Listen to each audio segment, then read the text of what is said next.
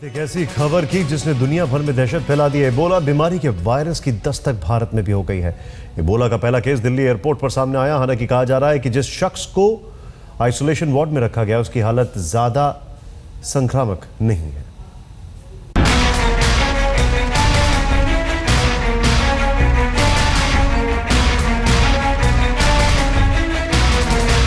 जिस इबोला ने पूरी दुनिया को दहशत में डाल रखा है, अब उसकी धमक भारत में भी सुनाई दे रही है। अफ्रीका से चलकर इबोला दिल्ली के अंतर्राष्ट्रीय हवाई अड्डे तक आ पहुंचा।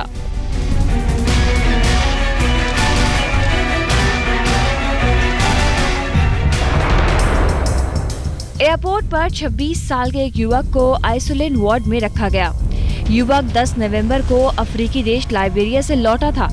एयरपोर्ट पर स्कैनिंग के दौरान युवक ने बताया कि वो सितंबर में इबोला का शिकार हुआ था, लेकिन इलाज के बाद ठीक हो गया। उस युवक के पास लाइबेरिया के डॉक्टरों के सर्टिफिकेट मौजूद हैं।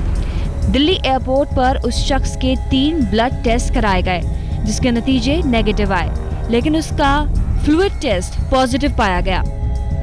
माने तो इबोला बेहद खतरनाक बीमारी है, जिसका संक्रमण तेजी से फैलता है।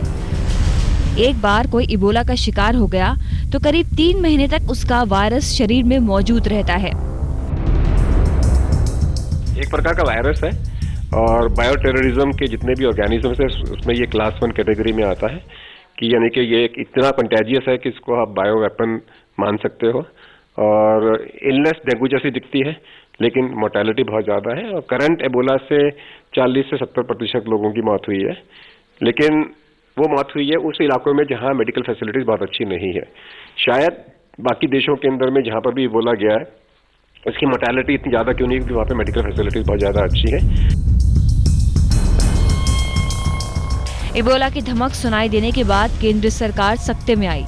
स्वास्थ्य मंत्री की अगुवाई में कई मंत्रालयों के अधिकारियों की बैठक हुई, जिसमें हालात पर चर्चा की गई और इबोला से निपटने की तैयारियों का जायजा लिया गया। अब केंद्र सरकार ने 3 सदस्यों की एक टीम का गठन किया है, जो एयरपोर्ट पर इबोला से निपटने की तैयारियों पर नजर रखेगी।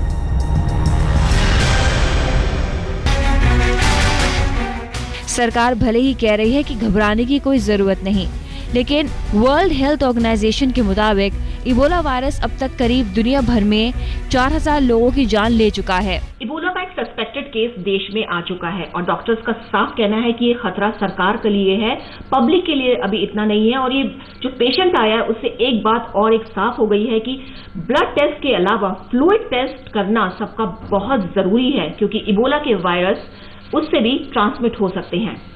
कैमरा पर्सन अनुराग के साथ अनुजन रोहतगी, दिल्ली आज तक।